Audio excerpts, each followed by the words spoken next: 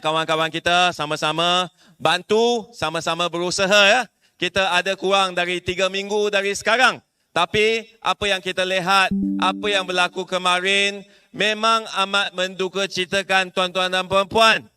Baru 2 hari ini kita nampak bekas Perdana Menteri Ismail Sabri bertelaga pula dengan Presiden UMNO Datuk Seri Ahmad Zahid. Apa yang mereka gaduh ni?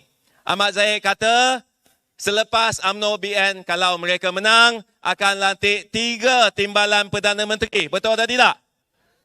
Dulu 1, sekarang bukan 2. Terus tambah 3.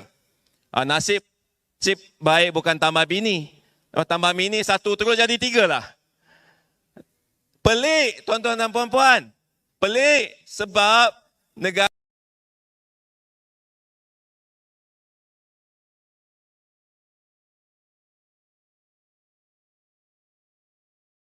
kita dalam krisis ekonomi.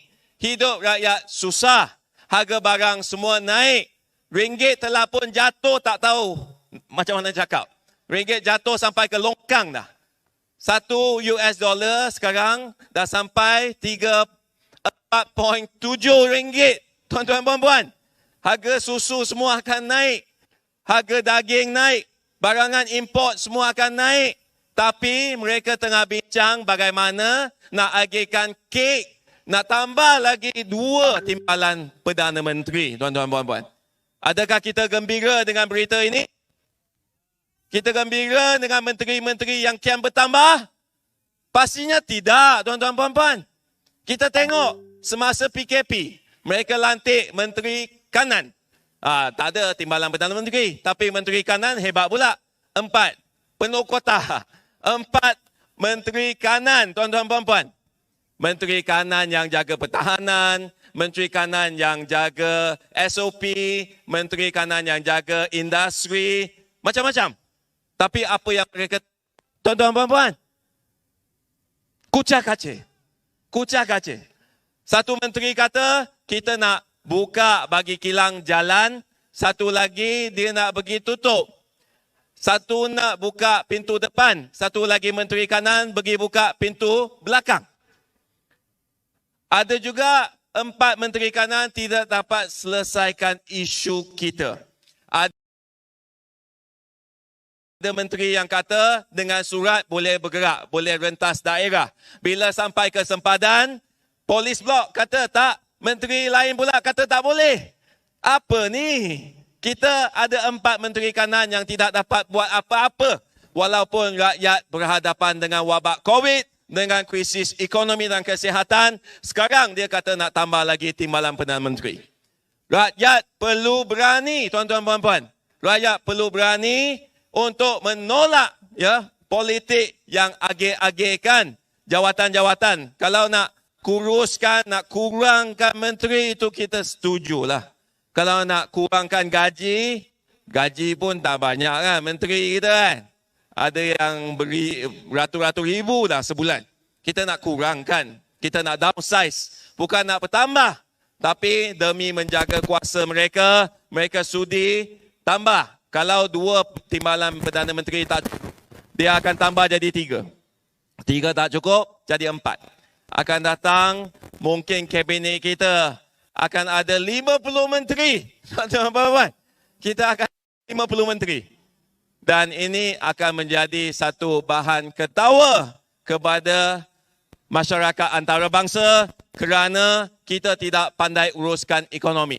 Apa yang kita pandai adalah memberikan gula-gula kepada politikus-politikus kita supaya mereka boleh terus menyokong siapa jadi Perdana Menteri. Siapa jadi timbalan Perdana Menteri. Baru Ahmad Zahid dia nak lantik 3 timbalan Perdana Menteri. Ismail Sabri tak setuju pula. Pening lah. Dia kata, sekarang belum lagi ada pilihan raya. Mengapa nak buat keputusan sekarang? Pening dah. Tuan-tuan dan puan-puan, apa slogan UMNO dan Barisan UMNO? Tadi baru lepas satu markas nampak dekat dengan kita kan? Apa slogan dia? Kestabilan. Betul tak? Apa yang UMNO BN boleh tawarkan selain kestabilan? Lain tak adalah. Ekonomi teruk, rakyat susah, harga barang naik, ringgit jatuh. Kurang-kurang kita tak ada kerusuhan. Kita tak ada isu-isu. Kita stabil.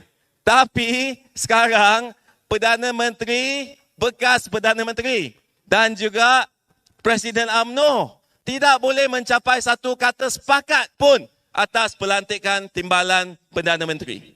Kalau timbalan Perdana Menteri pun tidak boleh capai kata sepakat, boleh tak kita yakin mereka boleh setuju atas calon Perdana Menteri? Boleh atau tidak? Siapa jadi Perdana Menteri? Ismail Sabri. Tapi Presiden tu siapa? Ahmad Zahid Hamidi.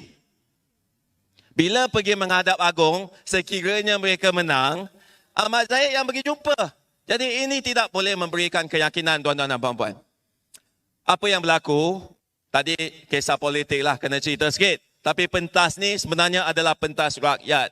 Hari ini saya juga nak dedahkan satu kisah yang sangat mendukacitakan. Baru 2 hari lepas, Kementerian Tenaga dan juga Sumber Air telah pun baru memberikan satu surat anugerah kepada sebuah syarikat untuk membina loji jana kuasa. Power plant. Kalau kita dengar power plant, pasti kita takut Sebelum ni YTL, skandal. Duit dengan mahal. Lepas tu TMB terpaksa menelan kos yang lebih tinggi. Rakyat jadi mangsa. Kemudian 1MDB.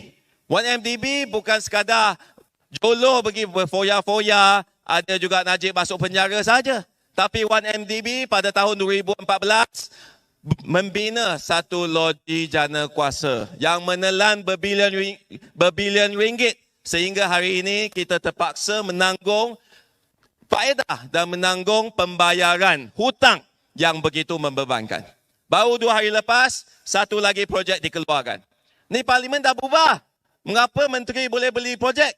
Ini kena tanya menteri. Menteri Tenaga dan Sumber Air. Siapa dia? Taqiyuddin. Kita perlu tanya dia. Mengapa boleh beri projek lagi? Parlimen sudah berubah. Dan projek ini peliknya bukan dibina oleh TMB. TMB syarikat kan besar. Dia boleh agihkan elektrik, dia ada bilangan loji yang paling banyak di Malaysia, banyak projek dia. Tapi projek ini 40% diberikan kepada sebuah syarikat yang lebih kecil. Projek menelan tempoh 9 tahun, tapi dia berikan hari ini. Kenapa tergesa-gesa? Sebab parlimen dah berubah nak menghadapi pilihan raya. Inilah menteri-menteri kita. Tak jaga hati rakyat, tak jaga poket rakyat. Tapi dia sibuk jaga poket dia sendiri. Tuan-tuan dan puan, saya akan terus dedah skandal-skandal sebegini. Saya telah pun minta PAS Taqiyuddin untuk menjawab. Saya juga mendesak pengerusi TMB iaitu Datuk Seri Hassan Arifin daripada UMNO juga perlu menjawab. Bagi saya, PN sama je. Ada duit, sama-sama sapu. Ada dalam kabinet, sama-sama duduk. Tak perlu fikir nak undi PN ke, kalau tak suka PN nak PN. Tak perlu fikir. Dua-dua sama saja. Kesilapan yang dibuat pun sama. Kesalahan yang dibuat pun sama. Menjahanamkan rakyat pun sama. Apa yang kita nak buat? Undi Pakatan Harapan dalam PRU yang akan datang. Boleh atau tidak? Tepuklah sikit kalau boleh. Ya, bahasa Melayu saya nampak macam orang Melayu lah kan. Tapi saya nak tamat di sini sebab kita ada tokoh yang berikutnya yang akan bersama dengan kita. Walaupun hujan, tapi saya ucapkan ribuan terima kasih kerana saudari-saudari semua terus bersama dengan kita. Marilah kita berikan satu tepukan yang gemuruh kepada kita semua. Inilah semangat rakyat Malaysia. Inilah semangat perubahan. Terima kasih. Sesi Taja. Nandri. Wanakam.